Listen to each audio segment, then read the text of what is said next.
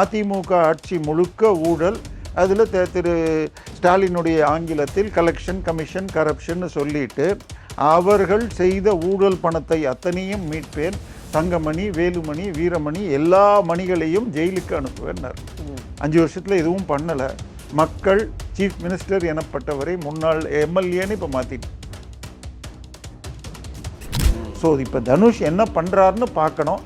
தனுஷ் விஜயுடைய கேலிபரானா இல்லை, ஆனால் ரஜினி பேக்கப்பும் திமுகவுடைய நிதியும் உதவினால் அவர் ஓரளவு ஓட்டை பிரிக்கலாம். அது விஜய்க்கு ஆபத்து. டீலிமிட்டேஷன் என்பது அம்பேத்கருடைய அரசியல் சாசன சட்டப்படியாக 51 நமக்கு எலெக்ஷன்ஸ் அனௌன்ஸ் பண்ணுறாங்க. அதன் பிறகு ஒவ்வொரு 10 வருடமும் புதிதாக ஜனத்தொகை கணக்கெடுத்து எடுத்த பிறகு அதன் அடிப்படையில் சீரமைப்பு செய்யணும். அவர் பிறப்பால் தெலுங்கு சமூகம், ஆனால் அவர் பிறந்து வளர்ந்து தொழில் செய்வது கடந்த 30 ஆண்டுகளாக சினிமா தயாரிப்புக்கு முன்னால் சிஇஓவாக பிரஸ்டீஜ் கம்பெனி பெங்களூரில் இருந்திருக்கார். இப்போ காவேரி பிரச்சனையில் எதுக்காக பேசுவார்? அவர் இன்றைக்கும் அவருடைய அஃபிஷியல் ஃபேமிலி பெங்களூரில் இருக்குன்னா யாருக்கு சாதகமாக?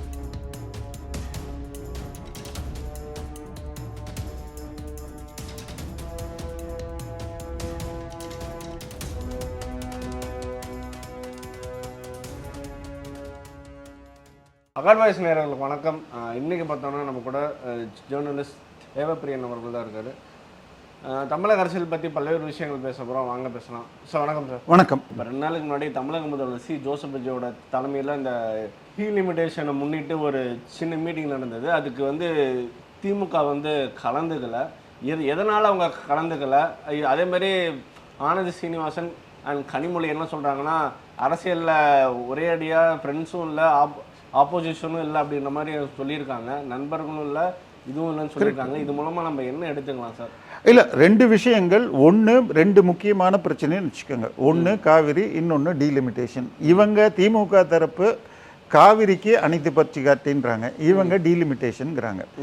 டீலிமிட்டேஷன் என்பது அம்பேத்கருடைய அரசியல் சாசன சட்டப்படியாக 51 நமக்கு எலெக்ஷன்ஸ் அனௌன்ஸ் பண்ணுறாங்க. அதன் பிறகு ஒவ்வொரு 10 வருடமும் புதிதாக ஜனத்தொகை கணக்கெடுத்து எடுத்த பிறகு அதன் அடிப்படையில் சீரமைப்பு செய்யணுங்கிறது ரூல்.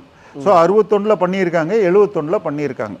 ஸோ இப்படி பண்ணுறப்ப என்ன சட்டம்னா, இப்போ சென்னையில் இருக்கிற தேவப்பிரியா 15 லட்சம் பேரில் ஒருத்தனாக நான் தேர்ந்தெடுக்கிறேன்னு வச்சுக்கோங்க. சென்னை சவுத்தில் இப்போ பாண்டிச்சேரியில் இருக்கிறவங்க 5 லட்சம் பேருக்கு ஒருத்தனை தேர்ந்தெடுக்கிறான்.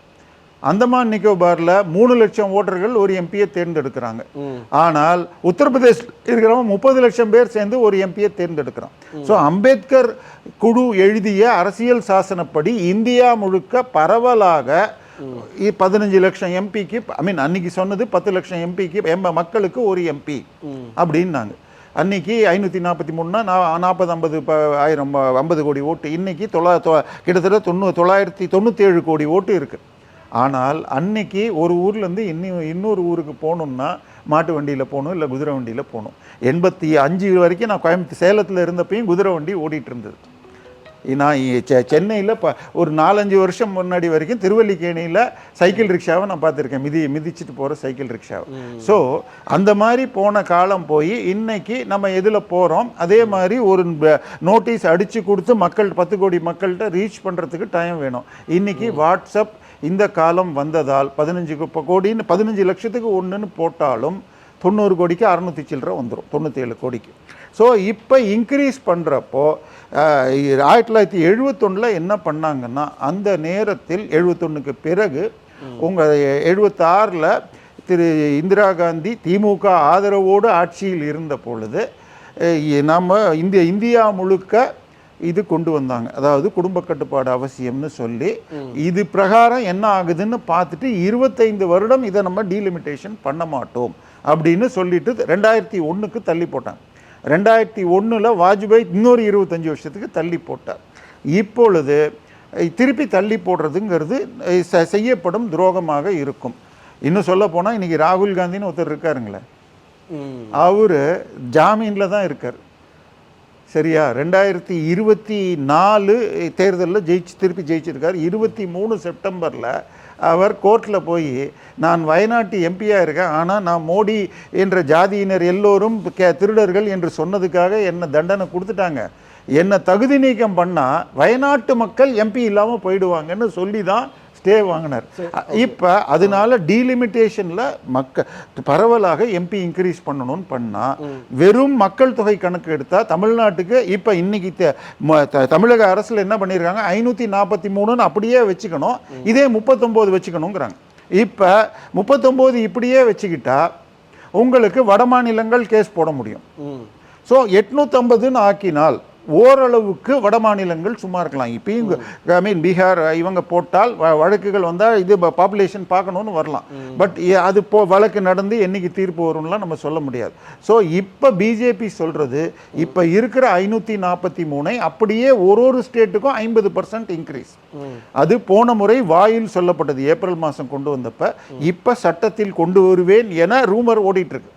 ஸோ அப்படி கொடுத்துட்டாங்கன்னா எந்தெந்த மாநிலங்களில் பாப்புலேஷன் ரேஷியோவில் கம்மியாக சீட் இருக்கோ அவங்களுக்கு 50%னா இன்னைக்கு 39/543ன்னு போட்டிங்கன்னா 7.2%. அதே 7.2% 815 வந்ததுன்னா நமக்கு நஷ்டம் கிடையாது. அது வேணுமான்னு என்ன கேட்டால் என்னை பொறுத்த வரைக்கும் தேவையில்லை, இன்க்ரீஸ் பண்ணாமையே. இதில் இன்னொரு சிக்கல், விமென்ஸ் ரிசர்வேஷன் கொண்டு வராங்க. இன்றைக்கி சென்னைக்கு மேயராக பிரியா அவர்கள் இருக்காங்க. இது பெண்களுக்கு, அதுவும் எஸ்சிக்குன்னு ரிசர்வேஷன் கொடுத்ததுனால தான் அவங்க இருக்காங்க. இல்லைன்னா பெண்கள் இருக்க மாட்டாங்க, எஸ்சியாக இருந்திருக்க மாட்டாங்க. ஸோ இது பஞ்சாயத்து லெவலில், கார்பரேஷன் முனிசிபல் லெவலில் 33% விமன் கம்பல்சரி. ஆனால் எம்எல்ஏ எம்பியில் இது இல்லை. இது அந்த டீலிமிட்டை இந்த இன்க்ரீஸோடு சேர்த்து அதையும் பண்ணிவிட்டு அந்த 815ல் 3ல் ஒருத்தர் பெண்கள் அப்படிங்கிறாங்க. இப்போ 543ல் மெயின்டைன் பண்ணிங்கன்னா 39 சீட்டில் 13 சீட்டு நீங்கள் பெண்களுக்கு கொடுக்கணுன்னா ஏற்கனவே எம்பியாக இருக்கிறவருக்கு சீட்டு போகும். இதே 59 ஆறப்போ ஓரளவுக்கு புது சீட்டு வரும். ஸோ இது எல்லாம் பிளான் பண்ணி தான் இந்த சொல்யூஷன் பிளான் பண்ணியிருக்காங்க. இதை எதிர்ப்பது வெறும் பாலிடிக்ஸ். ஓகே சார், இது மூலமாக திமுக அண்ட் பாஜக அலைன்ஸ் ஃபார்ம் ஆகும் போதுன்னு எடுத்துக்கலாமா? இல்லை, 2 விஷயங்கள். ஒன்று, 2 முக்கியமான பில்லை பிஜேபி பாஸ் பண்ண பார்க்குது. ஒன்று FCRA, அதை கண்டிப்பாக திமுகவோ யாருமே ஆதரிக்க மாட்டார்கள். ஏன்னா அதன் பெயர் ஒரு ஃபேக் பிம்பம் உருவாக்கப்படுகிறது, அது மைனாரிட்டிக்கு எதிர்த்தாப்புலன்னு சொல்லிட்டு. அது ஐ மீன் மொத்த 100 ரூபா பணத்தில் 100 ரூபா வெளிநாட்டிலிருந்து வந்தால் 23% தான் கிறிஸ்தவர்களுக்கு வருகிறது, 51% இந்துக்களுக்கு வருது. சரியா? ஸோ எல்லோருமே கணக்கு கொடுக்கணும். ராமகிருஷ்ணா மிஷனுக்கு சொந்தமான ட்ரஸ்ட்டு FCRA லைசன்ஸை லூஸ் பண்ணியிருக்கு, அக்கௌண்ட்ஸ் கொடுக்கலன்னு. ஸோ அந்த ரூல்ஸ் எல்லாருக்கும் தான் அப்ளை ஆகும். ஸோ FCRA பில்லை பொறுத்த வரைக்கும் ஜேபிசிக்கு போகும்னு நேற்று சொல்லிட்டாங்க. ஸோ இந்த இதில் வராது. பட் இன்னைக்கு நாளைக்கு இன்னும் இது வரைக்கும் சொல்லப்படல, டீலிமிட்டேஷன் கொண்டு வந்தால் அதற்கு நீங்கள் சொன்ன மாதிரி கனிமொழி சோமு போன்றவர்கள் என்ன சொல்லியிருக்காங்க, நாங்கள் ஆதரிக்கலாம், தமிழகத்திற்கு பெனிஃபிஷியலாக இருந்தால் ஆதரிக்கலாம், அல்லது வெளியிலிருந்து வெளிநடப்பு செய்யலாம் அப்படின்னு இண்டிகேஷன் கொடுத்துருக்காங்க. சரி, வெளிநடப்பு செய்ய முடியாது. அதாவது சாதாரண பில், இப்போ FCRA பில்லுன்னு வச்சுக்கோங்க, அந்த பில்லுக்கு இப்போ மொத்தம் எத்தனை பேர் அசம்பிளியில் பார்லிமெண்ட்டில் இருக்காங்களோ அதில் பாதிக்கு மேலே இருக்கணும். 543 பேரும் இருந்தால் 277 பேர் இருக்கணும். 400 பேர் இருந்தால் 201 பேர் போதும். இது மாதிரி ஒரு பில்லு 1969 வந்த பொழுது, மன்னர் மானிய ஒழிப்பை எதிர்த்து வந்த பொழுது திமுகவை சேர்ந்த கருணாநிதியின் நெருங்கிய நண்பரான SS ராஜேந்திரன் அந்த நேரத்தில் டாய்லெட் போயிட்டு அந்த பில்லு தோக்கிறதுக்கு உதவினார். இப்போ அதன் பிறகு உச்சநீதிமன்றம் என்ன சொல்லிடுச்சுன்னா, இது மாதிரி கான்ஸ்டியூஷன் அமெண்ட்மெண்ட் பில்லாக இருந்தால் டீலிமிட்டேஷன் போன்ற விஷயங்களுக்கு சபையில் இருக்காங்களோ இல்லையோ மொத்தம் 543ல் 2/3 இருக்கணும்ட்டாங்க. அப்படி என்றால் 362 பேர் கம்பல்சரியாக வேணும். பிஜேபி NDAவாக 292, சிவசேனா திரிணாமுல் காங்கிரஸ் பிரிந்து வந்தவர்கள் இவங்கெல்லாம் சேர்ந்து 330 கிட்ட வந்திருக்காங்க. ஸோ இன்னும் 30 தேவை. திமுகவுடைய 23 இல்லாமல் அவர்களால் ரீச் பண்ண முடியாது. ஸோ திமுக இதற்கு ஆதரவு கொடுக்கணும், இதெல்லாம் அப்ஸ்டெயின்லாம் பண்ண முடியாது. ஸோ அதை வைத்து கொண்டு திமுகவை தனிமைப்படுத்துவதற்கு இவங்க பார்க்குறாங்க. திமுகவுடைய நிலைமை, அவங்க பின்னாடி எத்தனை வழக்குகள் வந்து நான் அதில் வினாவே கேட்டுறேன். நாங்கள் சில விஷயங்கள்லாம் கேள்விப்பட்டோம், அவங்க பாஜக கிட்ட சில டிமாண்ட்ஸ்லாம் வச்சிருக்கிறதா சொல்கிறாங்க. அமலாக்கத்துறையோட வழக்குகள்லேருந்து எங்களை விடுவிக்கணும், இந்த மாதிரி பல்வேறு விஷயங்கள்லாம் சொல்கிறாங்க. அதே மாதிரி இந்த அரூர் சம்பவத்தில் சிபிஐ விசாரிக்கிறாங்க, விஜய் தான் காரணம் அப்படின்னு நீங்கள் சொல்லுன்ற மாதிரி டிமாண்ட் வைக்கிறாங்கன்னு கேள்விப்பட்டோம். இல்லை, அது பலர் பரப்புறாங்க. ஒன்று பாஜகவில் இணைந்த எந்த ஒரு கட்சி தலைவருடைய வழக்கையும் க்ளோஸ் பண்ணல, டைல்யூட் பண்ணி மெதுவாக நடத்த விடுவாங்க. திமுகவில் போனீங்கன்னா வாஷிங் மிஷின் எஃப்ஐஆரை க்ளோஸ் பண்ணுவாங்க. திரிணாமுல் காங்கிரஸ் மார்ட்டின் பேரில் இருக்கிற எஃப்ஐஆரை க்ளோஸ் பண்ணாங்க. திமுக லீமா ரோஸ் மார்ட்டின் அவர்கள் பேரில் இருந்த ஒரு ஃபோர்ஜரி வழக்கை க்ளோஸ் பண்ணாங்க. விஜயபாஸ்கர் அவர்கள் வேல்ஸிலிருந்து வாங்கிய லஞ்ச வழக்கில் வருமானத்துக்கு அதிக வழக்கை க்ளோஸ் பண்ணியிருக்காங்க. வைத்தியலிங்கம் வழக்கை க்ளோஸ் பண்ணியிருக்காங்க. திமுக பிஜேபி எந்த ஒரு வழக்கையாவது க்ளோஸ் பண்ணால் எனக்கு கொடுங்க, எனக்கு இந்தியா ஃபுல்லாக எனக்கு தெரியாது. அவங்க கொஞ்சம் மெதுவாக நடத்த உருவாங்களே தவிர க்ளோஸ் பண்ணதாக சரித்திரம் இல்லை. ஸோ இதில் கரூரை பொறுத்த வரைக்கும் அது சுப்ரீம் கோர்ட் ஓய்வு பெற்ற நீதிபதி மானிட்டர் பண்ணி பண்ணுறார். நான் அறிந்த வரையில் அவர் மிக ஸ்ட்ரிக்டானவர். இப்போ சேர்க்கவோ மாற்றவோ முடியாது. சிபிஐ இஸ் ப்ரொஃபஷனல் ஏஜென்சி, தனியாக பண்ணுவாங்க. கண்டிப்பாக அந்த கரூரை பொறுத்த வரைக்கும் 30-40% தாவேகா இன்னும் கொஞ்சம் மேனேஜ் பண்ணிருக்கணும். பட் 50% போலீஸ் தான் காரணம். முந்தா நேற்றுக்கு இங்கே இதில் நம்ம ஃபீனிக்ஸ் மாலில் நடக்க இருந்த ஒரு ஷோவை கேன்சல் பண்ணியிருக்காங்க. ஒரு ஃபிலிமுடைய இந்த ஷோவை கட்டுக்கடமல் போய் இதாகிடும். அது மாதிரி அன்றைக்கும் தடுத்திருக்க முடியும். ஸோ போலீஸ் சரியாக செயல்படவில்லைங்கிறது தான் காரணம். இது மக்கள் பரப்புகிற அளவுக்கு உண்மையான்னு எனக்கு தெரியல. ஆனால் பிஜேபி இங்கே கருணாநிதியை கைது செஞ்சப்போ ஒரு சைடு என்ன பண்ணாங்க, கொல்றாங்களேன்னு டப்பிங் போட்டாங்க. இன்னொரு சைடு மத்திய அரசின் பவரை வச்சு போலீஸ் மூஞ்சிலேயே முரசொலி மாறன் குத்தி எல்லாம் பண்ணாங்க. ஸோ மத்திய அரசு பேக்கப் இருந்தால் நல்லதுன்னு சொல்லிட்டு இவர்கள் இணைய பார்க்குறாங்க. ஆனால் பிஜேபியை பொறுத்தவரை 2028 ஆகஸ்ட் செப்டம்பரில் 5 மாநில தேர்தல் வரும். மத்திய பிரதேஷ், சத்தீஸ்கர், ராஜஸ்தான். அதில் திமுகவோடு கூட்டணி, நேரடி கூட்டணி இருந்தால் அவர்களுக்கு பாதிப்பு வரும். சனாதனம் போன்ற விஷயங்களில் அது வரும். அதனால இவர்கள் வெளியிலிருந்து சப்போர்ட்டு இஷ்யூ பேஸ்டுன்னு கொண்டு போவாங்களே தவிர பிஜேபி நேரடியாக உள்ளே இணைச்சிக்கிட்டு மந்திரி சபையில் எனக்கு தெரிஞ்சு இப்போதைக்கு கொடுக்க மாட்டாங்க.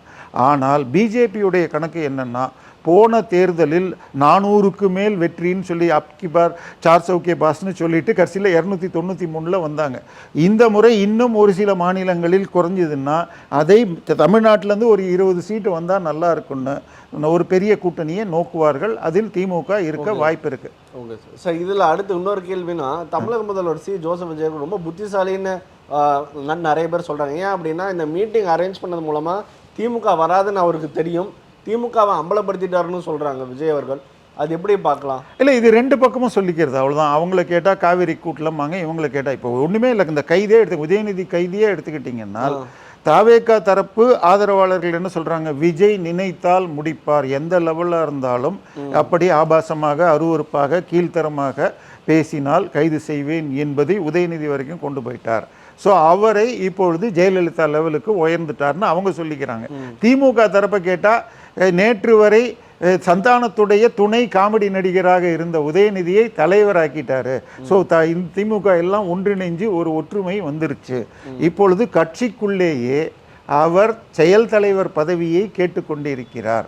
ஸோ திமுகவில் ஒரு ஒற்றுமை, நமக்கு ஜெயிக்க முடியும்னு ஒரு நம்பிக்கை இது கொடுத்ததுன்னு அவங்க சொல்கிறாங்க. ஆனால் அன்றைக்கி மக்கள்கிட்ட ஒன்றும் பெரிய ஆதரவு இல்லை. கிட்டத்தட்ட திமுகவிற்கு கொளத்தூர் தோல்விக்கு பிறகு பெரிய ஷாக்கு உதயநிதி கைது அல்லது விசாரணைக்கு அழைத்துட்டு போகிறதுங்கிறது. அதுக்கே ஒன்றும் ஒரு ரோட் பிளாக் கூட எங்கேயும் இல்லை. அவர் போகிற வழியில் ஏதோ 2-3 பேர் படுத்தாங்க, போலீஸ் தூக்கினவுடனே முடிஞ்சு போச்சு, அவ்வளோதான் நடந்துச்சு. ஸோ அங்கே தஞ்சாவூரில் மாத்திரம் அங்கே போக முடியாத அளவுக்கு ஒரு 20 கிலோமீட்டர் முன்னாடி வேறொரு ஸ்டேஷனில் பண்ணாங்க. சரி, ரெண்டு பக்கமும் அரசியல் விளையாடுறாங்க. ஆனால் திஸ் இஸ் டூ early. தாவேகாவை ஜட்ஜ் பண்ணுறதுக்கோ திமுக மீண்டும் எழுவதற்கோ இது சரியான நேரம் இல்லை. இம்ப்ளிமெண்டேஷனில் பார்க்கணும். பட்ஜெட் பெரிய நம்பிக்கை தரலை. பட் என்ன ஸ்டெப்ஸ் எடுக்கிறாங்க, ஏன்னா திரு மரிய வில்சன் சொன்னது என்னன்னு சொன்னால், நாங்கள் முதலமைச்சரிடம் 4-5 முக்கிய துறைகளில் வாங்கிய பார்ட்டி ஃபண்ட் டீட்டெயில்ஸை கொடுத்துருக்கேன், அவர் அனௌன்ஸ் பண்ணுவார்னு சொன்னார். ஸோ கொடுக்கறது இருக்கட்டும், முதல்ல வழக்கு போட்டோம். நேற்றைய தினம் ஹைகோர்ட்டில் உங்களுக்கு திரு KN நேரு அவர்கள் திமுக ஆட்சி எஃப்ஐஆர் போடாமல் தடுத்துச்சு அப்படின்னு ஜட்மெண்ட் ரிசர்வ்னு வந்திருக்கு. ஆனால் அதுக்கு 6 மாதம் முன்னாடியே 5 மாவட்டங்களில் மண் அள்ளப்பட்டது. அரசாங்கத்துக்கு கணக்கு வந்தது 38 கோடி. எடுக்கப்பட்டதுன்னு ஐஐடி கரக்பூர் ட்ரோன் வழியாகவும் ஜேசிபி கணக்கு வழியாக பார்த்து 4700 இன்னைக்கு வரைக்கும் இவங்க ஆட்சிக்கு வந்து இன்றோடு கிட்டத்தட்ட 93 நாள் முடிஞ்சிச்சா மே 10 இருந்து இன்னைக்கு வரைக்கும் எஃப்ஐஆர் போடல.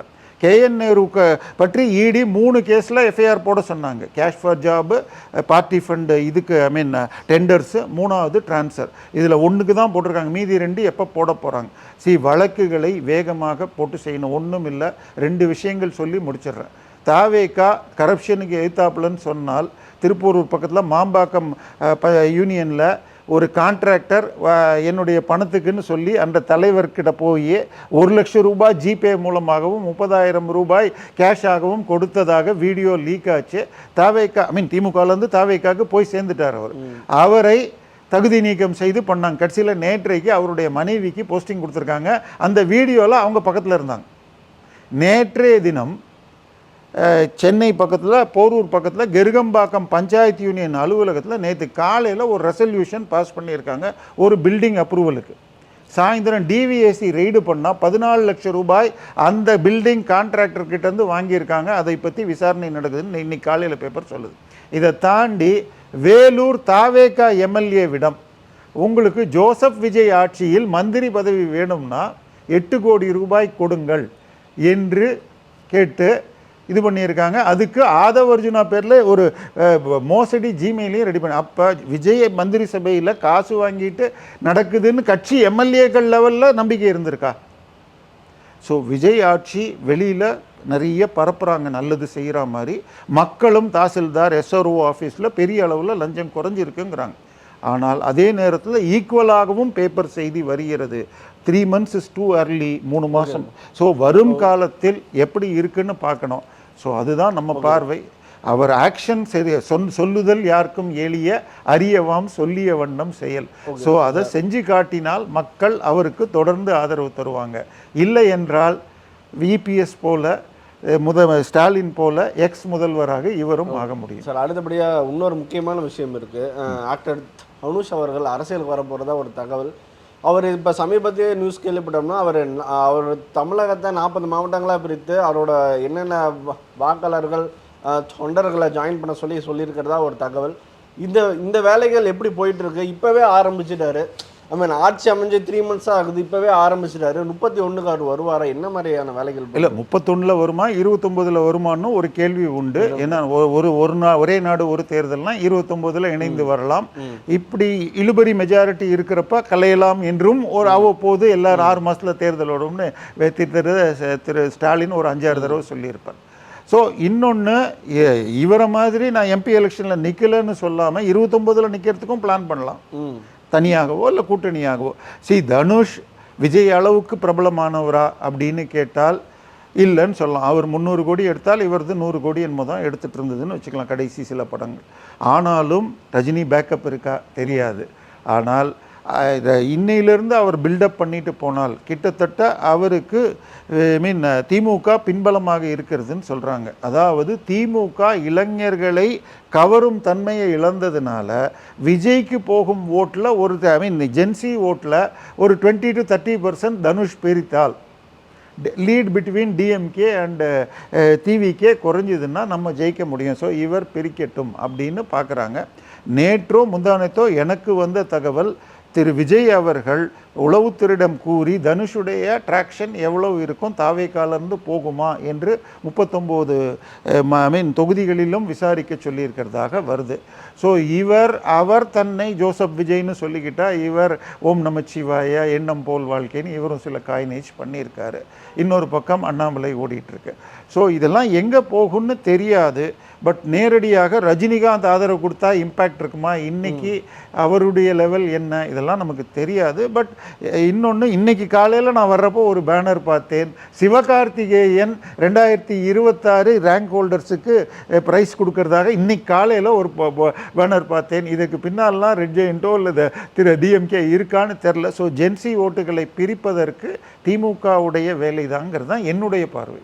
ஓகே சார், இப்போ என்ன மாதிரியான மாற்றங்களை ஏற்படுத்துன்னு நினைக்கிறீங்க? சப்போஸ் அவர் 29 நின்றுட்டாருன்னா விஜய் அவர்களுக்கு என்ன மாதிரியான பாதிப்பு உண்டாகும், இல்லை பாதிப்பே உண்டாகாதா? சார், எம்ஜிஆருக்கு பிறகு பலர் அரசியலுக்கு வந்தாங்க. சிவாஜி கணேசன், பாக்யராஜ், டி ராஜேந்தர், சரத்குமார், கமலஹாசன், விஜயகாந்த், சின்னவர்கள்லாம் விட்டுருங்க, எஸ் ராஜேந்திரன் அல்லது சின்ன மற்றவங்க, இவங்க எல்லாருமே ஓரளவுக்கு பெரிய ஹீரோஸ் தான். சிவாஜியை சொல்கிறத விட யாரும் சொல்ல முடியாது. கமலஹாசன் அடுத்தது. இவங்க யாரும் பெரிய சக்ஸஸ் ஆக முடியல. ஒரு எம்ஜிஆருக்கு பிறகு ஒரு விஜய் தான் வந்திருக்காரு. ஸோ இவருக்கு இன்னும் ஏஜ் இருக்குது. இவர் 29 31 விட இதை தொடர்ந்து கொண்டு போய் 36க்கு வேணால் கொடுக்கலாமே தவிர 31 இவருடைய எஃபெக்ட் இருக்குமான்னு எனக்கு தெரியல. பட் அதுக்குள்ளே நல்ல படங்கள் விஜய் மாதிரி சில பிளான் பண்ணி படங்களை எடுத்து தளபதின்னு இவருக்கு வரா மாதிரி ஏதாவது எடுத்து பண்ணி கொண்டு போகிறதுக்கும் வாய்ப்பு. ஏன்னா இனிமேல் விஜய் படம் வராது. ஸோ இன்னும் இந்த 3 வருஷத்தில் இவர் அதுக்கேற்ற மாதிரி ஏதாவது இவர் எப்படி தளபதி அந்த இது கடைசி படத்தை எப்படி ஒரு தெலுங்கு படத்தை டப் பண்ணி பண்ணாரோ அது மாதிரி எதையாவது சூஸ் பண்ணி இவர் கேரியரை பில்ட் பண்ணுறாரு. ஏன்னா எம்ஜிஆர் கிட்டத்தட்ட 30 வருஷம் படங்களில் தன்னுடைய கேரக்டரை பில்ட் பண்ணி அவர் பண்ணார். விஜய் அந்த அளவுக்கு பிளான் பண்ணல. பட் அது எப்படி மாற்றணும்னு அவர் ரூட் வழியாக அது யூஸ் ஆச்சு. ஸோ இப்போ தனுஷ் என்ன பண்ணுறாருன்னு பார்க்கணும். தனுஷ் விஜயுடைய கேலிபரானா இல்லை. ஆனால் ரஜினி பேக்கப்பும் திமுகவுடைய நிதியும் உதவினால் அவர் ஓரளவு ஓட்டை பிரிக்கலாம். அது விஜய்க்கு ஆபத்து வரலாம். இது இப்படி தான் எடுத்துக்க வேண்டியது சார். அடுத்தபடியாக அதிமுக சார். அதிமுகலேருந்து இப்போ சமீபமாக பார்த்தோம்னா சிங்கை ராமச்சந்திரன் அவர்கள் இணைந்தார். சரி, நீங்கள் அதிமுகவில் என்ன சார் போயிட்டுருக்கு? நேற்று பார்த்தோம்னா சிவி சண்முகம் அவர்கள் ஒரு ப்ரெஸ் மீட் கொடுத்துருப்பாரு.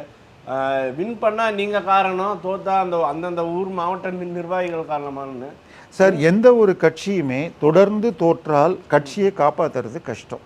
அதிமுக தொடர்ந்து ஒரு தேர்தலுக்கு மேலே தோத்ததில்லை. ஜெயலலிதா பீரியடில் 96 தோத்தாங்க, திருப்பி 2001 வந்துட்டாங்க, 2006 தோத்தாங்க, 11 வந்துட்டாங்க. பட் இந்த முறை 21 தோற்று 26 தோத்துட்டாங்க. பட் அண்ட் இன்னொன்று இபிஎஸ் ஒரு சாரிஸ்மேட்டிக் லீடர் கிடையாது.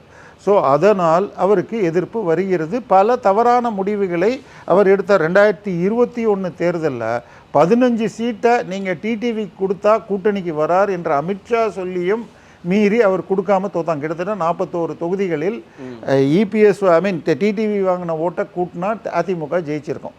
அப்போ அவங்க 76 சீட்டுன்னா கூட்டணியோட இன்னும் 40 கூட்டணிங்கன்னா கிட்டத்தட்ட 115. அப்போ திமுக 135லேருந்து 90க்கு வந்திருந்ததுன்னா மத்திய அரசு கவர்னர் சப்போர்ட்லாம் வந்திருக்கலாம். இந்த முறையும் ஓபிஎஸ்சி இவங்களெல்லாம் இணைச்சிக்கோங்கிறத மிஸ் பண்ணிட்டார். பட் இன்னைக்கு காலையில் நேற்றைக்கு ஒரு தீர்ப்பு வந்திருக்கு. அதாவது ஹைகோர்ட்டில் அதிமுகவின் 25 எம்எல்ஏக்கள் மே 13ஆம் தேதி அன்றைக்கு தாவேகாவிற்கு ஆதரவாக ஓட்டு போட்டாங்க. அதிமுகவின் அஃபிஷியல் கொறடா நீங்கள் தாவேகாவை எதிர்த்து நம்பிக்கை ஓட்டுக்கு எதிராக போடணும்னு 47க்கு 25ன்னு சொன்னால் அது 3ல் 2 பங்கு இல்லைங்கிறதுனால அவர்களை தகுதி நீக்கம் பண்ணணும்னு இவங்க கொடுத்துருக்காங்க. அந்த 47ல் ஒருத்தர் இபிஎஸ்னா மீதி 46ல் 22 பேருக்கு மன்னிப்பு கடிதம் கொடுத்த உடனே மன்னிப்பு கொடுத்துட்டு இந்த 4 பேரை டிஸ்குவாலிஃபிகேஷன் போயிட்டுருக்கு. இப்போ நேற்றைய தினம் ஹைகோர்ட்டில் ஒருத்தர் பெட்டிஷன் போட்டிருந்தார், அந்த 22 பேர் மன்னிப்பு கடிதம் செல்லாது, அவங்களையும் தகுதி நீக்கம் பண்ணணும்னு. இதனால் தான் கடந்த 3 வாரங்களாக பனையூரில் சந்தை நடக்கவில்லை சனிக்கிழமை. இப்போ இந்த வழக்கில் அந்த 22 பேர் பாதிக்க மாட்டார்கள் என்பது உறுதியாயிட்டதென்றால் பனையூரில் வரும் வார சந்தைகளில் 4 இரட்டை இலையும் 4 உதயசூரியன் எம்எல்ஏக்கள் இணைவார்கள். இணைந்த பின்பு விரைவில் இடைத்தேர்தல்கள் வரும். இதுதான் அரசியலில் நடக்க இருக்கிறது. ஸோ உதயசூரியன்லேருந்து எம்எல்ஏக்கள் 4 எம்எல்ஏக்கள் வர இருக்கிறார்கள். இப்போ மொத்தமாக 8 எம்எல்ஏக்கள் போவாங்க. 8 எம்எல்ஏ ஏற்கனவே உங்களுக்கு 7 இடங்கள், இன்னொரு 8 வந்துருச்சுன்னா 15. 15க்கு குறைந்தபட்சம் 13 ஜெயிச்சிட்டா 107 13 120. ஸோ இவர்கள் விசிக கம்யூனிஸ்டுகள் ஐயுஎம்எல்ஐ முழுமையாக நம்பி இல்லாமல் விசிலில் வெற்ற 120 பேருக்கு இருப்பாங்க. அப்படிங்கிறதுனால இந்த வழக்கில் என்ன ஒரு நேற்றைக்கு ஹைகோர்ட்டில் அந்த பெட்டிஷனர் ஃபைன் போடட்டுமா, நீயா வித்ட்ரா பண்ணியான்னு வித்ட்ரான் அப்படின்னு சொல்லி பண்ணிட்டாங்க. ஸோ 13ஆம் தேதி அவங்க ஓட்டு போட்டாங்க. 90 நாட்களுக்குள் இவர் முடிவெடுக்கணும். இல்லை பெட்டிஷன் டேட்லேருந்துன்னா 15ஆம் தேதி அதிமுக கொடுத்தா இன்னும் 2 நாள் 3 நாளில் தெரிஞ்சிடும். ஸோ அந்த 15ஆம் தேதிக்குள்ளே அதிமுக ஏதாவது லீகல் பாயிண்ட்ஸ் எடுத்துகிட்டு வரலன்னால் விஜயபாஸ்கர்களே தேர்தலில் நிற்க முடியும். முதலில் 4 பேர் வெளியில் போனாங்க பாருங்கள், அந்த 4 பேர் மாத்திரம் தேர்தலில் நிற்கிறது சிக்கல். அவர்கள் தகுதி நீக்கம் செய்யப்படுவார்கள். இதற்கு மேல் யாராவது ரிசைன் பண்ணாலும் அவர்கள் நிற்க முடியும், அவர்கள் மந்திரியாக முடியும். ஏற்கனவே திரு விஜய் அவர்கள் தன்னுடைய 34 அமைச்சர்களில் 35ல் அவரை தவிர்த்து சர்வே உளவுத்துறை மூலமாக சர்வே எடுத்ததில் 8 14 அமைச்சர்கள் புவர் பர்ஃபார்மன்ஸ், 11 அமைச்சர்கள் ஜஸ்ட், ஒரு 11 10 பேர் ஓரளவுக்கு டீசெண்டாக பர்ஃபார்ம் பண்ணுறாங்க அப்படின்னு வந்திருக்கு. ஸோ இதில் 7 8 பேரை மாற்றுவதாக அக்டோபர் எண்டில் பிளான் பண்ணியிருக்கார். அதுக்குள்ளே பை எலெக்ஷன் வந்தால் வருபவர்களுக்கு அந்த சீட்டு கொடுக்க முடியும். ஸோ இதுதான் அவருடைய பிளான். இப்போதைக்கு இந்த வழக்கு நேற்றைக்கு முடிஞ்சதுனால 8 எம்எல்ஏக்கள் அடுத்த 2 வாரத்திற்குள் இந்த சந்தையில் பனையூர் சந்தையில் கைமாறினால் பை எலெக்ஷனும் வந்துடும். இந்த மாதம் 24ஆம் தேதி வரைக்கும் ஸ்டே கொடுத்துருக்காங்க. ஏற்கனவே விஜயபாஸ்கர் அதுலேயும் வழக்கு போட்டிருக்காரு இந்த ஸ்டே தப்புன்னு. ஸோ இந்த கேஸ் முடிஞ்சதுன்னா அந்த கேஸும் முடிஞ்சிடும். ஸோ பை எலெக்ஷன் அனௌன்ஸ் பண்ணுவாங்க.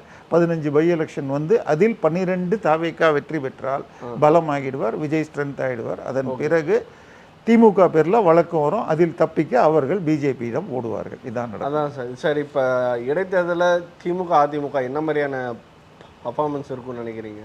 இல்லை, அதாவது கூட்டணின்னு வச்சாலும் பிரச்சனை. ஏன்னா 2 பேரும் 60 வருஷம் எலியும் பூனையுமா பழகினவங்க. அதனால் இது பண்ணிக்கிட்டா அதுக்கு பேர் என்ன சொல்கிறது, பொது வேட்பாளர்கள். நாங்கள் ஏற்கனவே யார் ஜெயிச்சாங்களோ அந்த தொகுதியில் அவங்களே நிற்கட்டும் அப்படிங்கிற மாதிரி. இப்போ 4 பேர் முதல்ல இது பண்ணவங்க, இது மதுராந்தகமாக இருக்கட்டும் அல்லது பெருந்துறை அல்லது இது அம்பாசமுத்திரம், இங்கெல்லாம் வந்து அதிமுக சீட்டு அவங்களே நிற்கட்டும். இல்லை அம்பாசமுத்திரம் மாத்திரம் சீமான் பொது வேட்பாளர் போட்டால் வாய்ப்பு அதிகம். ஒரு பேச்சுக்கு போன எலெக்ஷன் கவுண்ட் அப்படியே வச்சுக்கிட்டிங்கன்னா தாவேக்கா 35%, திமுக 27, இவங்க 23. ஸோ 27 23 அப்படியே இருக்குன்னு வச்சுக்கோங்க ஒரு பேச்சுக்கு. தாவேகா 35லேருந்து 30 ஆயிடுச்சு அவங்க ஓட்டு. ஆனால் காங்கிரஸ் ஐயுஎம் எல்லாம் சேர்ந்து 36 ஆயிடுச்சுன்னு வச்சுக்கோங்க. 36 27க்குமே பிரிட்ஜ் இருக்குது. ஸோ இந்த இப்படி பொது வேட்பாளர் ஸ்ட்ராட்டஜி ஒர்க் பண்ணினால் இப்போ இதில் அண்ணாமலை வேட்பாளர் போடுவாரா, அவர் பிரிப்பாரா? ஏன்னா போன முறை ஈரோடு கிழக்கில் அதிமுக பாஜகலாம் வேட்பாளர் போடாதப்ப நாம் தமிழர் போட்டு ஒரு 16 17 வாங்கினார் பர்சன்டேஜ். ஸோ அதனால் இப்போ பொது வேட்பாளர் போட்டால் ஃபைட்டு கொடுக்கலாம், இல்லைன்னால் தோல்விக்கு வாய்ப்பு அதிகம். தோல்விக்கு வாய்ப்பு. சார், திமுகவில் இருக்கக்கூடிய அதிகார சண்டை நீங்கள் சொல்லியிருந்தீங்க. உதயநிதி அவர்கள் செயல் தலைவராகணும்னு ஆசைப்படுறதாக தகவல் வந்துச்சு. என்ன மாதிரி அதிகார சண்டை போது? ஸ்டாலின் அவர்களுக்கு அப்போ அவர் என்ன செயல்படாத தலைவரா இப்படின்ற மாதிரிலாம் கேள்விகள் வருது. இல்லை, அதாவது பதவி ஸ்டாலின் ஏற்கனவே உடல் சிக்கல்கள் சில உள்ளதுன்னு சொல்லுவாங்க. ஸோ அவருக்கு நினைவு குளறுபடி அதெல்லாம் 1 2 லேசாக தென்பட்டது. கை இது பண்ணுறப்ப க்ளோஸ்அப்பில் பார்த்தீங்கன்னா அவருடைய வீடியோக்கள் கொடுத்த இதில் 7 நிமிஷ வீடியோவில் 100 கட் இருந்திருக்கும். சில வீடியோக்கள் பார்த்தீங்கன்னா. ஸோ அவர் பெரிய அளவுக்கு இந்த பிரச்சாரத்திலே மொத்தம் 6 கூட்டமோ 8 கூட்டம் தான் பேசினார். ஸோ அதனால ஏற்கனவே அவர் குறைவாக தான் செயல்படுறாரு. ஒரு பக்கம் கனிமொழி தனக்கு கிடைக்குமான்னு ட்ரை பண்ணிட்டு இருக்காங்க. கனிமொழிக்கும் திரு ஹோம் மினிஸ்டர் அமித்ஷாக்கும் ஒரு நட்பு உண்டு. 2019 தேர்தலில் தூத்துக்குடியில் தமிழிசை இருந்து ஓரளவுக்கு ஃபைட் இருந்தது. ஆனால் 24 தேர்தலில் பிஜேபி நிற்காமல் அங்கே தமாக கொடுத்து கிட்டத்தட்ட 3வது இடத்துக்கு போயிடுச்சு. இன்னும் தூத்துக்குடி தொகுதியில் 2வது இடத்துக்கு நாம் தமிழரும் 4வது இடத்துக்கு பாஜகவும் போச்சு. ஸோ தமாகவும். ஸோ அதனால அமித்ஷா ரிக்வெஸ்ட் பண்ணாங்களாம், இவங்க பிஜேபியே போடாதீங்க. ஸோ இவங்களை காப்பாற்றுறதுக்கு அதை பண்ணாங்க. ஸோ அமித்ஷாவுடைய நெருக்கத்தை உடைக்க ஒரு பக்கம் சபரீசன் மூவ் பண்ணிகிட்டு இருக்கார். ஏன்னா சபரீசன் உங்களுக்கு டாஸ்மாக் ரெய்டு வந்த நேரத்தில் ஆர்எஸ்எஸ் மூலமாக போய் உங்களுக்கு பிஜேபிக்கு 500 ஸ்வீட் பாக்ஸ் கொடுத்து அந்த நேரத்தில் ஸ்லோ பண்ணார் என்பதாக பத்திரிகை செய்திகள் வந்துச்சு. ஸோ அந்த கான்டாக்ட்ஸை ரெவ்யூ பண்ணுங்கள். ஸோ கனிமொழி மூலமாக டெல்லியை டீல் பண்ணுறதை குறைச்சிட்டு அப்படி ரொம்ப கேட்டாங்கன்னா அவருக்கு பொதுச் செயலாளர் பதவி, இப்போ திரு துரைமுருகன் இருக்கிற பதவியை டம்மி ஆக்கிட்டு இல்லை இணை பொதுச் செயலாளர் அப்படி ஏதாவது ஒரு பதவியை கொடுத்துட்டு இவரை செயல் தலைவர்னு ஆக்கிடுறது. கட்சியை திரு இவரும் உதயநிதியும் நிதியை பார்ட்டி ஃபண்டென்று சில பல லட்சங்கள் கோடிகள்ங்கிறாங்க, நமக்கு தெரியாது. ஒரு வருடத்திற்கு முதல் வருடத்தில் பிடிஆர் சொன்னது 30,000 கோடியை 60 வருஷம் கருணாநிதியால் முடிந்ததை விட இவர்கள் அதிகமாக முதல் வருடத்தில் 30,000 கோடியை வாங்கிட்டு எங்கே இன்வெஸ்ட் பண்ணுறதுன்னு தவிக்கிறாங்க அப்படின்னார். முதல் வருஷம் 30ன்னா 5 வருஷத்தில் குறைந்தபட்சம் 2 லட்சம் வரும். ஸோ அந்த நிதிகளை எங்கே அவர் போட்டிருக்காருன்னு இது வரைக்கும் அவருக்கு தான் தெரியும். ஏன்னா இவங்கெல்லாம் பிஸியாக இருந்தாங்க. ஸோ குடகுல ஒரு வாரம் போய் பேசிட்டு அதன் பிறகாக லண்டனில் அவை ரீஆர்கனைஸ் செய்யப்பட்டது. ஷஃப்லிங் ஆஃப் த போர்ட்ஃபோலியோ நம்ம பாஷையில். ஸோ எதெல்லாம் வேல்யூ குறைஞ்சிருக்கோ கோல்டுலேருந்து ஷேரில் போடு, ஷேர்லேருந்து டெபிட்டில் போடுங்கிற மாதிரி இதெல்லாம் லண்டனில் பண்ணி முடிச்சிட்டாங்க. So portfolio management will be with Sabareesan. டெல்லியை அவர் பார்த்துக்கணும், கட்சி உதயநிதி கையில் என்பதாக முடிந்திருக்கிறது தான் நமக்கு தகவல் வருகிறது. சார், இப்போ அசம்பிளி நடந்துட்டு இருக்கு. இதில் நடந்திருக்கக்கூடிய முக்கியமான விஷயங்கள் தான் பார்க்குறோம். சார், இந்த அசம்பிளியில் முதல் கேள்வி என்னன்னா, உதயநிதி எப்படி செயல்பட்டார், தமிழக முதல்வர் விஜய் அவர்களோட செயல்பாடுகள்லாம் எப்படி இருக்குது? ஏன்னா இதுக்கு முன்னாடி ஒரு அசம்பிளி நடந்திருக்கு.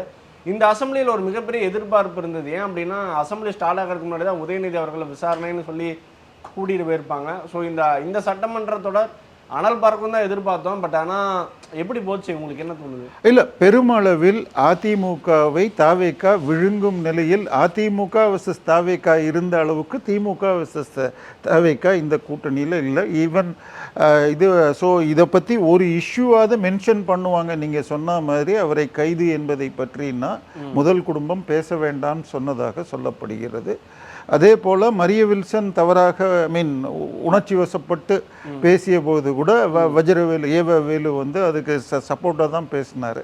ஸோ பெருமளவில் தாவேகாவுடன் மோத வேண்டாம் என்ற போக்கை திமுக எடுத்திருக்கா என்ற ஒரு நிலை இருக்குது. அதே நேரத்தில் தாவேகா திமுகவை பிஜேபியோடு இணைச்சிடணும். ஸோ தட் அந்த தன்னுடைய மைனாரிட்டி செக்மெண்ட் ஓட்ஸ் மேஜரை கன்சாலிடேட் பண்ணணும் அப்படிங்கிற மாதிரி இருக்குது. இதுக்கு நடுவில் சண்டேவோ சனிக்கிழமை நைட்டோ திரு ஸ்டாலின் அவர்களை பல்வேறு பாதிரியார்கள் போய் சந்தித்து இந்த எஃப்சிஆரியை எதிர்த்து இது பண்ணான்னு உடனே அடுத்த நாள் இவர் அவர்களை சந்தித்து ஒரு பில்லையும் பாஸ் பண்ணியிருக்காங்க. இப்போ அது கூடாதுன்ட்டு. பட் இதெல்லாம் அதாவது தேவையற்ற பில்களை பாஸ் பண்ணுறதுல என்ன லாபம் இருக்குது? சரி, இந்த கூட்டத்தொடர் பட்ஜெட் போட்டிருக்கீங்க, அது இன்னைக்கு பாஸ் ஆகிருக்கும். பட் அதில் பெரிய திட்டங்கள் புதிய மாற்றங்கள் ஏதாவது இருக்குன்னா பெரிதாக ஒன்றும் இல்லை. இன்னும் சொல்லப்போனால் இடைக்கால பட்ஜெட்டில் கூறப்பட்ட விஷயத்தில் விட அதே கடனை வாங்குறீங்க. ஆனால் அந்த இடைக்கால பட்ஜெட்டில் 11,000 கோடி ரூபாய்கள் அரசு ஊழியர் பென்ஷனுடைய கவர்மெண்ட் கான்ட்ரிபியூஷன் போடுறது இந்த ரூ காட்டல. அப்போ அதை ஒதுக்கினீங்கன்னா இப்போ நீங்கள் இன்னைக்கு வாங்க போகிற 1,74,000 crores மேக்ஸிமம் லிமிட். அதை இன்க்ரீஸ் பண்ணால் தான் கடன் வாங்க முடியுங்கிறதுனால அதை சேர்க்காமல் இருக்கீங்க. ஒன்று அடுத்த வருஷம் அதிகமாக கொடுக்கணும், இல்லை இதுவும் ப்ரொஜெக்ஷன்ஸ் அடிப்படையில் தான் இந்த கடன் வாங்குறீங்க. ஸோ இந்த பட்ஜெட்டை பொறுத்த வரைக்கும் அவருக்கு ஓட்டு போட்ட மக்கள் எதிர்பார்த்த 2,500 மாதத்துக்கு கொடுக்கறதோ அல்லன்னா வேறு திட்டங்கள் எதுவும் சொல்லப்படலை. கேட்டால் 2 வருடங்கள் நிதி அப்படிங்கிறாங்க. இன்னொன்று, பட்ஜெட்டில் பல இடங்களில் லீக்கேஜ் அல்லது கசிவு என்ற சொல் இருக்கிறது. ஆனால் அதை பற்றி விளக்கம் ஏதும் இல்லைன்னு ரகுபதி அவர்களே சுட்டி காட்டினார். ஏன்னா இதுதான் முக்கியமான விஷயம். தமிழ்நாட்டு பட்ஜெட்டில் 30% கான்ட்ராக்டுக்கு வாங்கப்படுகிறதுன்னு விஜய் அவர்கள் எலெக்ஷனுக்கு முன்னாடி சொன்னார். அது கோபாலபுரம் குடும்பத்துக்கு போகுதுன்னும் பேசினார். கிட்டத்தட்ட நிதித்துறை அமைச்சர் அந்த வெள்ளை அறிக்கையின் போதும் அதை திருப்பி வலியுறுத்தினார், 30% போகுதுன்னு. இந்த பட்ஜெட் கூட்டத்தொடருக்கு 2 நாள் முன்னாடி நான் கம்ப்ளீட் டேட்டா எடுத்து கொடுத்துட்டேன், எந்தெந்த துறையில் எவ்வளவு பார்ட்டி ஃபண்ட் வாங்கியிருக்கு அதை விஜய் கொடுப்பார் என்று ஒரு பயம் காட்டின மாதிரி ஒன்று ஃபிலிம் காட்டின. அதாவது அவர் சொன்னது அந்த வார்த்தையை கேட்டாலே அவங்க பயப்படுறாங்க. ஆனால் எந்தெந்த துறையில் எப்படி எல்லாத்தையும் பட் அது எதுவும் இன்னைக்கு வெளிவந்ததாக தெரியல. முதல்ல இந்த வெறும் பேச்சுக்கள் அப்படிதான் பார்க்க வேண்டியது. ஏன்னா இல்லை நான் சொல்கிறது, திமுக 2021 தேர்தலில் என்ன சொன்னாங்க, அதிமுக ஆட்சி முழுக்க ஊழல், அதில் திரு ஸ்டாலினுடைய ஆங்கிலத்தில் கலெக்ஷன் கமிஷன் கரப்ஷன் சொல்லிட்டு அவர்கள் செய்த ஊழல் பணத்தை அத்தனையும் மீட்பேன், தங்கமணி வேலுமணி வீரமணி எல்லா மணிகளையும் ஜெயிலுக்கு அனுப்புவேன்னார். 5 வருஷத்தில் எதுவும் பண்ணலை. மக்கள் சீஃப் மினிஸ்டர் எனப்பட்டவரை முன்னாள் எம்எல்ஏன்னு இப்போ மாற்றிட்டான். ஸோ நீங்களும் இதை பேசிக்கிட்டு ஒரு ஃபேக்காக எது கேட்டாலும் இது இந்தியாவிலேயே முதல் முறை, தமிழகத்தில் முதல் முறை இப்படிங்கிற இந்த நெரேட்டிவை கொண்டு போனீங்கன்னா இதெல்லாம் எலெக்ஷனுக்கு முன்னாடி எடுபடும். இது ஒரே ஒரு டிஃப்ரென்ஸ், அவங்க எக்ஸ் தளத்துலேயும் ஃபேஸ்புக்லேயும் யூடியூப்லேயும் பண்ணாங்க, நீங்கள் இன்ஸ்டாவில் பண்ணுறீங்க, அவ்வளோதான் வித்தியாசம். இப்போ அவங்க மற்றவங்களும் அதை நோக்கி வர்றாங்க. ஸோ ஆக்ஷன் தான், ஆட்சிக்கு வந்த பிறகு ஆக்ஷன் தான் பேசும். ஓகே, அதை இன்னும் இந்த பட்ஜெட்டில் அதுக்கேற்ற மாதிரி ஒன்றும் இல்லை சார். Okay sir. சார் இப்போ பார்த்தோம்னா நம்மளோட ஃபினான்ஸ் மினிஸ்டர் என்ன பேசினாருன்னு உங்களுக்கு தெரியும். அது தனி சார், அது தப்பு, சரி, எமோஷனல் ஆகிட்டால் அது வேறு விஷயம். பட் ஆனால் இன்னைக்கு இந்த ஆண்டாண்டு காலமாக பார்த்துருக்கோம், தமிழ்லேயே பேசக்கூடிய திமுக வந்து அதை கண்டித்தோ எதுவுமே பேசலை. அவங்க ஒரு மாதிரி அமைதியாகவே இருக்காங்க. என்ன காரணமாக இருக்குன்னு நினைக்கிறீங்க? இல்லை, அதாவது ஒருவர் தமிழை வேகமாக பேச முடியவில்லைன்னா தப்பு கிடையாது. ஐ மீன் இன்னொன்று, தமிழ்நாடுன்னு நம்ம இன்னைக்கு சொல்கிற அது 1959க்கு முன்னாடி வரைக்கும் மதராஸ் சமஸ்தானம்னு இருந்து இங்கே தமிழ் அல்லாதவர்களும் இங்கேருந்து பாம்பே வரைக்கும், அந்த பக்கம் மந்த்ராலயா வரைக்கும், மைசூர் இது வரைக்கும், ஐ மீன் கேரளாவின் பெரும் பகுதிகள், இப்படி எல்லாமே இணைந்திருந்த பகுதியினால இது காஸ்மோபாலிட்டனாக இருக்கும்.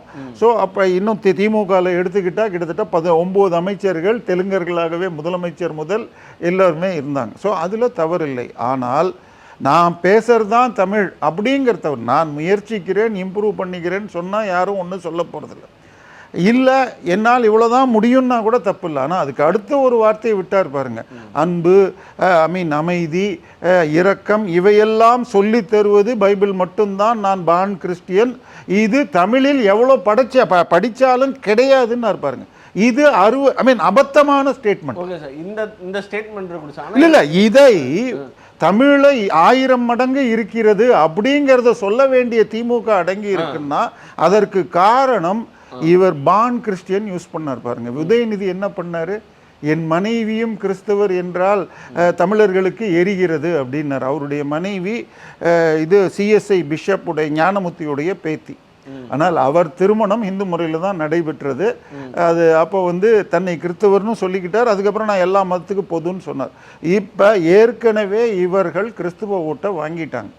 இப்போ இவர் பான் கிறிஸ்டியன் என்ற வார்த்தையை யூஸ் பண்ணதுனால இதை எதிர்த்தால் இன்னும் கிறிஸ்தவ ஓட்டு வெளியில் போயிடுமாங்கிற பயத்தில் தமிழை பலி கொடுத்து விட்டார்கள் திமுக. இது இன்னைக்கு பண்ணலை. எனக்கே அந்த சப்ஜெக்டில் இன்ட்ரெஸ்ட்டுக்கு வரத்துக்கு காரணம் 1969 ஒரு புத்தகம் வந்தது, திருவள்ளுவர் கிறிஸ்துவரான்னு சொல்லிட்டு ஆரம்பித்து திருக்குறள், விவிலியம், சைவ சித்தாந்தம், தோமஸ் சொல்லி கொடுத்து தான் பைபிள் திருக்குறள் எழுதப்பட்டது அப்படின்னு PhD வாங்கினார். ஸோ அதனால் இது எல்லாமே கீழ்த்தரமான செயல். அடுத்தது அவர் சொன்ன வார்த்தையை, ஏன்னா நான் ஒரு விவிலிய ரிசர்ச்சர்னு சொன்னால், அமைதி, அன்புன்னு சொன்னால், இயேசு சொன்னது பூமியில் அமைதியை கொண்டு வருவதற்கு நான் வரவில்லை, பூமியின் மேல் நெருப்பு போட வந்தேன், பூமி இப்பொழுதே பற்றி எரிய வேண்டும் என்று ஆசைப்படுகிறேன். இது அப்படியே விவிலியத்தில் இருக்கிற வாசகம், என்னுடைய வாசகம் இல்லை. சரியா? அதே இன்னொரு இடத்துல நான் சமாதானத்தை கொண்டு வரவில்லை, ஈக்குவலன் மத்தேயுல வர்றப்ப நான் பிளவை கொண்டு வரவே வந்தேன், அப்பாவுக்கும் மகனுக்கும் அம்மாவுக்கும் மகளுக்கும் மாமியாருக்கும் மருமகளுக்கும் சண்டை மூட்ட வந்தேன் அப்படின்னு சொல்லியிருக்கார். இது எதுக்கு சொன்னார், அந்த கான்டெக்ஸ்ட் எல்லாம் போகணும். அது இன்னொன்று ப்ராக்டிக்கலாக பாருங்க. கிறிஸ்துவம் இன்னைக்கு நம்ம பள்ளிக்கூடங்களில் இந்த கடந்த ஒரு 20 வருடமாக தனியார் பள்ளின்னு சொல்லி பலர் ஆரம்பிச்சிட்டாங்க. அதுக்கு முன்னாடி எல்லாம் அரசு பள்ளி அல்லது அரசு உதவின்னு சொல்லி பெரும்பாலும் கிறிஸ்தவ சர்ச்சுகள் நடத்தான். பட் அதில் 99% நம்ம வரி பணத்தில் நடந்தது தான், சர்ச்சு பணம் கிடையாது. ஆனால் ரைட் டு எஜுகேஷன் என்று காங்கிரஸ் திமுக கூட்டணியில் இருந்தபோது மத்திய அரசு ஒரு பில்லை கொண்டு வந்தப்ப உங்கள் வீட்டுக்கிட்ட உங்களுக்கு இது அரசு பள்ளி இல்லைன்னு வச்சுக்கோங்க, நீங்கள் ரொம்ப தூரம் தள்ளி போய் அனுப்ப கஷ்டப்பட வேணாங்கிறதுனால ப்ரைவேட் ஸ்கூல் அல்லது எய்டட் ஸ்கூலில் புவர் பீப்புள், ஏழை மக்களை சேர்ப்பதற்கு 25% சீட்டை ஒதுக்கணும், அதுக்கு 75% ஃபீஸை மத்திய மாநில அரசுகள் கொடுத்துருன்னா இது எங்களுக்கு பொருந்தாது, ஏழைகளுக்கு நாங்கள் உதவ மாட்டோம்னு வழக்கு போட்டு கிறிஸ்தவ சர்ச்சு அதுலேருந்து எக்ஸம்ஷன் வாங்கியிருக்கு. இதில் ஆண்டுக்கு 2500 கோடி அவர்கள் லாபம் பார்க்கிறார்கள்னு இந்தியன் சைல்டு அசோசியேஷன் சொல்லியிருக்கு. ஸோ இவர்கள் இன்னொன்று, பட்டியல் ஜாதியை சேர்ந்த கிறிஸ்தவர்கள் 15000 பேர் தியாலஜி படிச்சுட்டு பிஷப்பாக ப்ரமோட் பண்ணப்படவில்லை, உள்ளுக்குள்ளே அவர்கள் அமுக்கப்படுகிறார்கள்னு அவங்க பேட்டி இருக்குது, நான் சொல்லலை. ஸோ இப்போ இதெல்லாம் வெளியில் பேசுகிறதுக்கு நல்லாயிருக்கும், இதை தவிர்த்திருக்கணும். எனக்கு வருகிற சந்தேகம், இந்த பட்ஜெட்டை பற்றியோ அல்லது காவிரி பிரச்சனையில் காங்கிரஸை காப்பாற்றவோ வேண்டுமென்றே இது சொல்லப்பட்டு திமுக எதிர்த்திருந்தால் இன்னைக்கு வருத்தமோ மன்னிப்போ கொடுத்து அதை நீக்கிறதுக்கு பிளான் பண்ணாங்களான்னு எனக்கு ஒரு இது முழுக்க டிராமாவான்னு ஒரு சந்தேகம் வருது. அடுத்தபடியாக பார்த்தோம்னா அறங்காவலர் பதவி அர்ச்சனா கல்பாத்தி கொடுத்துருக்காங்க, அவங்க உறுப்பினராக இருக்காங்க. அதுக்கு அமைச்சர் இந்து சமய அறநிலையத்துறை அமைச்சர் ரமேஷ் சொல்கிறாரு, அவங்க வந்து இதுக்கு முன்னாடியே கோயில்களுக்கு திருப்பணிகள்லாம் பண்ணியிருக்காங்கன்னு சொல்லியிருக்காங்க. இது எப்படி பார்க்குறீங்க? இந்த பதவி எப்படி பார்க்குறீங்க? இல்லை, அதாவது ஆளும் கட்சிக்கு பல பதவிகள் தங்களுக்கு வேணுங்கிற ஆளை போடலான்னு இருக்கு. பட் விஜயை பொறுத்த வரைக்கும் எடுத்த உடனேயே கிட்டத்தட்ட 3-4 பேர் அப்பாயின்ட் பண்ணார் தனக்கு ஆலோசகர்னு.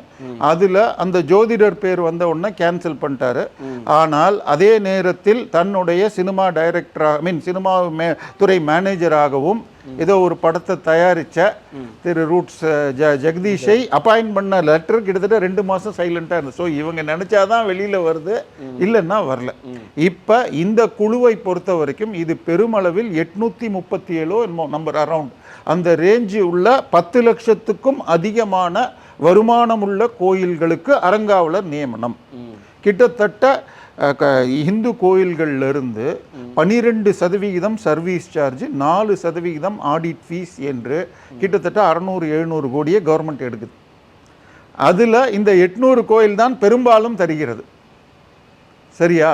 அப்போ இப்போ 16% உங்களுக்கு 700 கோடின்னு போட்டால் இன்ட்டு 6ன்னு போட்டிங்கன்னா 6-16 96 கிட்டத்தட்ட 10,000 கோடிக்கு வருதுன்னா இந்த 837 கோடி தான் இந்த பிரதானம். ஸோ இதில் தேர்ந்தெடுக்கிறதுக்கு போட்டிருக்காங்க. சரி, இதில் ஒரே ஒரு ரூல்ஸ் தாங்க. பெரிய கோயிலுக்கெல்லாம் 5 அறங்காவலர்கள் நியமிக்கப்பட வேண்டும். அவர்கள் அது எந்த கோயிலோ அந்த கோயில் சம்பிரதாயப்படி, வைணவ கோயில்னா வைணவம், சைவ கோயில்னா சைவம், முருக கோயில்னா அந்த சம்பிரதாய ஆகமப்படியானவர்களாக இருக்கணும். அதில் 5ல் ஒருவர் SC ஜாதி பட்டியல் ஜாதியை சேர்ந்தராக இருக்கணும், ஒருவர் பெண்ணாக இருக்கணும்னு 1959 சட்டம் சொல்லுது. இதை எந்த ஒரு தமிழனும் எதிர்க்கவில்லை. ஆனால் 99% பரம்பரை அறங்காவலர் இல்லாத கோயில்களுக்கு அறங்காவலரே போடாமல் சட்டவிரோதமாக இந்து அறநிலையத்துறை ஆக்கிரமிச்சிட்டு இருக்கு. ஸோ இப்போ அறங்காவலர் நியமித்தால் ரொம்ப நல்லது. ஏன்னா போன ஆட்சியில் அறங்காவலர்களை நியமிக்காமல் கோயிலில் இருக்கிற தங்கத்தை உருக்கிறேன் அப்படின்னு சொல்லி இப்போ போட்டபோது என் பெயரில் தான் அந்த ஸ்டே இன்றைக்கும் இருக்குது. என்னுடைய ஆதார் கார்டில் இருக்கிற ஏவி கோபாலகிருஷ்ணன் ஸ்டேட் ஆஃப் தமிழ்நாடுல அறங்காவலர்கள் தான் இதை முடிவெடுக்க வேண்டும்.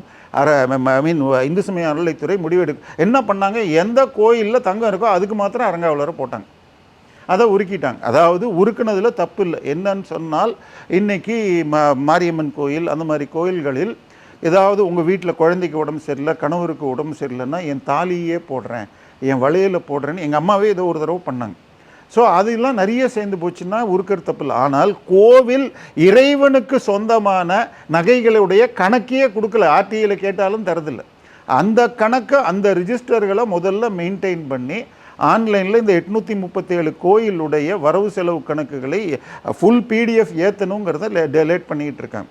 ஸோ இது கல்பாத்தி மேடம் போட்டதை பற்றி எனக்கு பெரிய விஷயம் இல்லை. இது என்னன்னு சொன்னால் அந்த குழுவில் உள்ளூரில் இருந்து விஷயம் தெரிஞ்சவங்க இருந்தால் இது அப்ளை தான் பண்ணணும். ஆன்லைனில் அப்ளை பண்ண சொல்லிவிட்டு வர்ற அப்ளிகேஷனை ஒரு பேச்சுக்கு 50லேருந்து 100 அப்ளிகேஷன் ஒரு கோயிலுக்கு வருதுன்னா அதில் ஒரு 15-20 ஷார்ட் லிஸ்ட் பண்ணிவிட்டு அந்த குழு டிஸ்கஸ் பண்ணணும். இதுதான் ப்ராக்டிக்கல்.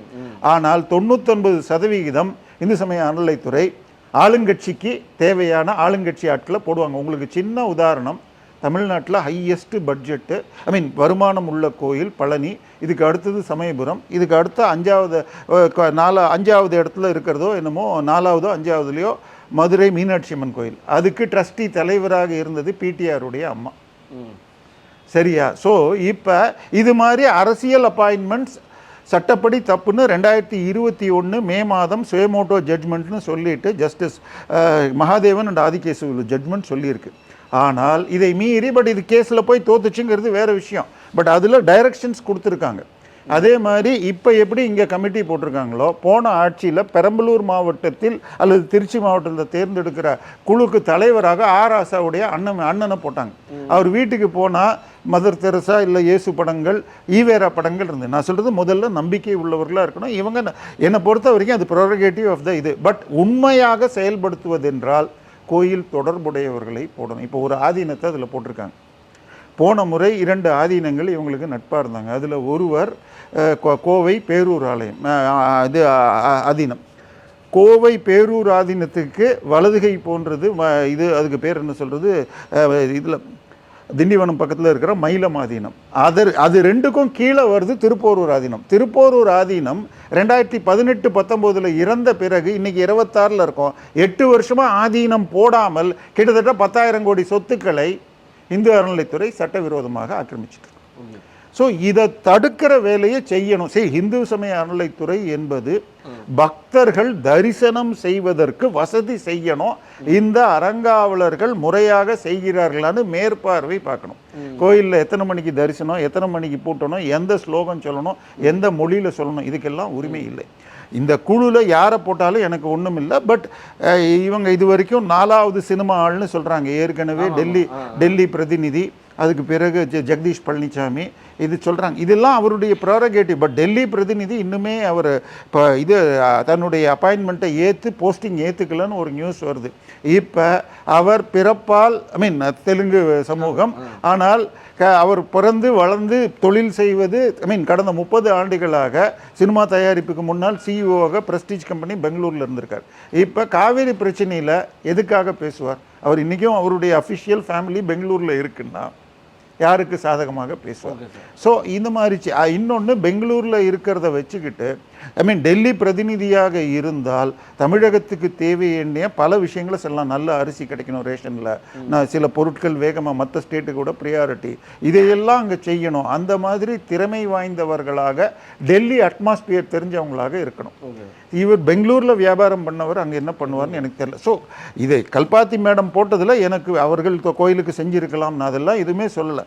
பட் இவர்கள் நல்ல ஆட்களாக தேர்ந்தெடுத்து கோயிலை காப்பாற்றணும். ஏன்னா கடந்த 2 மாதத்தில் திமுகவினர் போன ஆட்சியிலேயே திட்டமிட்டு பல கோயில்களை டாக்குமெண்ட்ஸை மாற்றி, பழனியில் 2-3 ப்ராப்பர்ட்டி சொல்கிறாங்க, மதுரை மீனாட்சி அம்மன் கோயில், தாடிக்கொம்பு பெருமாள் கோயில்னு கிட்டத்தட்ட 1000 கோடிக்கும் அதிகமான சொத்துக்களை போலி டாக்குமெண்ட் மூலமாக போலி ட்ரஸ்ட்டை உருவாக்கி பழனி அந்த மதுரை மீனாட்சி அம்மன் கோயிலுக்கு புதுக்கோட்டை ராணி கொடுத்துருக்காங்க. ராஜா ராணி பேரில் ட்ரஸ்ட்டு.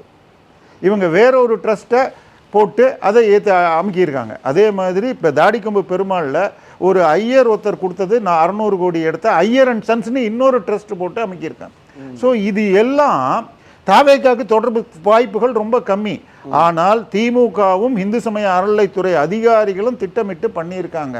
அந்த பர்டிகுலர் ஒரு டாக்குமெண்ட் ரைட்டர் 2024 5000 டாக்குமெண்ட் பண்ணியிருக்காராம். ஏற்கனவே அதில் சந்தேகம் விசாரணைக்கு பெண்டிங் இருக்குன்னு சொல்லி இந்த பழனி வழக்கை போட்ட ராமரவிக்குமார் சொல்கிறார். ஸோ நான் சொல்கிறது, இது அரசு சொத்து இருக்குது சார். நம்ம ராஜகண்ணப்பன்னு ஒருத்தர் தெரியுமா உங்களுக்கு? முன்னாள் அமைச்சர். நம்ம இது கத்திப்பாரா ஜங்ஷன்லேருந்து ஏர்போர்ட் போகிற வழியில் லெஃப்ட் சைடில் ஒரு 5 ஏக்கர் அரசு நிலத்தை தன் மகன்கள் பெயருக்கு மாற்றியிருக்கார். இன்றைய மதிப்பு 800லேருந்து 1000 கோடி வரும். அதை எதிர்த்து வழக்கு வந்தப்பெல்லாம் அதிமுக 2017 வந்தப்போ அரசு தரப்புலேருந்து ஆள் வராமல் எக்ஸ்பார்ட்டியில் இதுக்கு அரசு நிலம்தான் என்று தெரிகிறது, ஆனால் அரசுக்கே இன்ட்ரெஸ்ட் இல்லை, கேஸை குவாஷ் பண்ணுறேன்னு ஜட்ஜ்மெண்ட்டு. இப்போ அதை மீட்கிறதுக்கு என்ன பண்ண போகிறீங்க? இது மாயாஜால் தேட்டர் தெரியுமா? மாயாஜால் தேட்டர் அரசு இடம். 2001 ஆட்சியில் ஜெயலலிதாவால் அந்த இடம் அன்றைக்கி ரொம்ப இன்றைக்கி இருக்கிற ஈஸியாக அன்றைக்கி கிடையாது. ஸோ வருஷத்துக்கு 23 லட்சமோ என்னமோ கொடுத்துருக்காங்க. சரியா? 2006 திமுக ஆட்சி வந்த பிறகு போலி பட்டா மூலமாக இது எங்கள் இடம், அந்த 23 லட்சமும் தரமாட்டேன்ட்டு அவன் அடம் பிடிச்சு, அதன் பிறகு அதிமுக ஆட்சிக்கு வந்த பிறகு 2023 இல்லை இது அரசு இடம் தீர்ப்பு வந்திருக்கு. இன்னைக்கு 2 ஏக்கர் அங்கே கிட்டத்தட்ட 300 கோடி ரூபாய். 300 கோடி ரூபாயை 7% மார்க்கெட் வாடகை வந்தால் அப்போ வருஷத்துக்கு 21 கோடி, மாதத்துக்கு 2 கோடி வரணும். ஸோ இது மாதிரி அரசு இடங்கள், அரசு நிலங்கள், இதைத்தான் பண்ணணும். அதை விட்டுட்டு மத்திய அரசு தரலன்னு ஒரு பில்லை போட்டிருக்காங்க. இந்த இதில் மத்திய அரசு நிதி பகிர்வு தவறு, 1980க்கு முன்னாடி இருந்த மாதிரி கொடுக்கணும். அப்போ நீங்கள் ஏன் ஆட்சி பண்ணுறீங்க? 1980க்கு முன்னாடி இருந்தவங்களே ஆட்சி பண்ணட்டுமே. உங்களுக்கு நிதி பகிர்வை பற்றி ஒன்று சின்ன புரியுது நான் அனுப்புகிறேன், உங்களுக்கு அந்த இதையும் காட்டுங்க. அதாவது இப்போ இருக்கிறது 16வது நிதி கமிஷன். 2011-16 வரைக்கும் இருந்தப்போ திமுக காங்கிரஸ் இருந்தப்ப நிதி கமிஷன் படி நமக்கு வந்தது 61%. இப்போ 67% நிதி வருது மத்திய அரசு நம்ம கொடுக்குற டேக்ஸில். ஸோ அதனால அவங்க என்ன சொல்கிறாங்கன்னா, அன்றைக்கி 7% இருந்தது, இப்போ 5% ஆகிடுச்சுன்றாங்க. அன்றைக்கி ஸ்டேட்ஸ்க்கு இப்போ அதுக்கப்புறம் பல ஸ்டேட்ஸ்கள் பிரிஞ்சு ஆந்திரான்னு இருந்தது, தெலுங்கானா ஆந்திரான்னு பிரிஞ்சு போச்சு. இது மத்திய பிரதேஷ்ங்கிறது மத்திய பிரதேஷ் சத்தீஸ்கர்னு பிரிஞ்சிருக்கு. இதெல்லாம் புரிஞ்சிக்காம வேக் ஸ்டேட்மெண்ட் போட்டு மத்திய அரசுக்கு எதிரான பிளவுவாதங்கள். இதை நான் சொல்கிறது என்னுடைய கருத்து இல்லை. இது திரு மன்மோகன் சிங் பிரதமராக இருந்த பொழுது அவருடைய ஆலோசகராக 5 வருஷம் ஒர்க் பண்ணிட்டு அவருக்கு தோற்றார்னு ஒன்று ராஜினாமா செய்த தமிழகத்தைச் சேர்ந்த doctor Rangaraj, X reserve bank governor, 12வது நிதி கமிஷன் தலைவர், ஹிந்துவில் எழுதின கட்டுரை நான் உங்களுக்கு தரேன், அதையும் காட்டுங்க. இவ்வளோ நேரம் இன்டர்வியூ ரொம்ப நல்லா இருக்கு. நன்றி சார்.